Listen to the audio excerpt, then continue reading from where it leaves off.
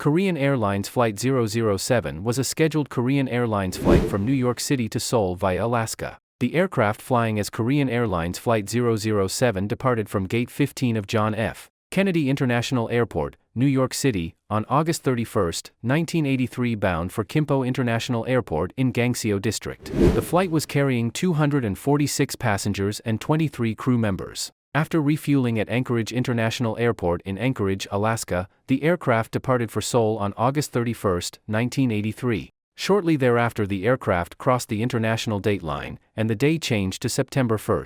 But owing to a navigational mistake made by the crew, the airliner drifted from its planned route and flew through Soviet prohibited airspace. By this time the plane's path was already deviating to the north, and some 3 hours into its flight the aircraft appeared on Russian radar. At the same time a USA Air Force plane, a Boeing 707, was on an inspection mission nearby, attempting to monitor the Soviet testing of a missile on the Kamchatka Peninsula. It was being tracked by the Soviets, but at some point the civilian aircraft was misidentified as the spy plane. Soviet fighter jets scrambled but failed to reach the South Korean aircraft before it cleared Kamchatka and flew over international waters.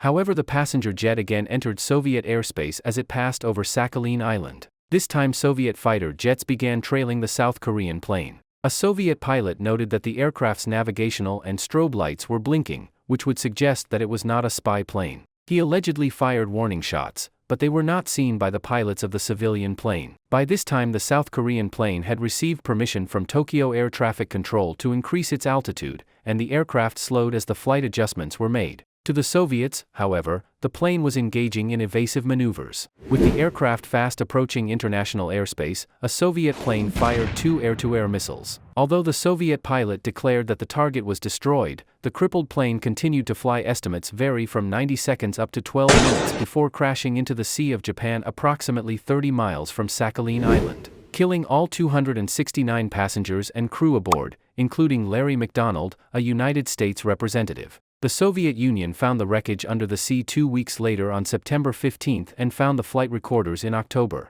But this information was kept secret by the Soviet authorities until 1992, after the country's dissolution. The Soviet Union initially denied knowledge of the incident but later admitted to shooting down the aircraft, claiming that it was on a masked spy mission. The Politburo of the Communist Party of the Soviet Union said it was a deliberate provocation by the United States to probe the Soviet Union's military preparedness, or even to provoke a war. The U.S. accused the Soviet Union of obstructing search and rescue operations. The Soviet armed forces suppressed evidence sought by the International Civil Aviation Organization investigation, such as the flight recorders, which were released 10 years later, after the dissolution of the Soviet Union. As a result of the incident, the United States altered tracking procedures for aircraft departing from Alaska, and President Ronald Reagan issued a directive making American satellite-based radio navigation global positioning system freely available for civilian use, once it was sufficiently developed, as a common good. For more videos please subscribe Facts Zone.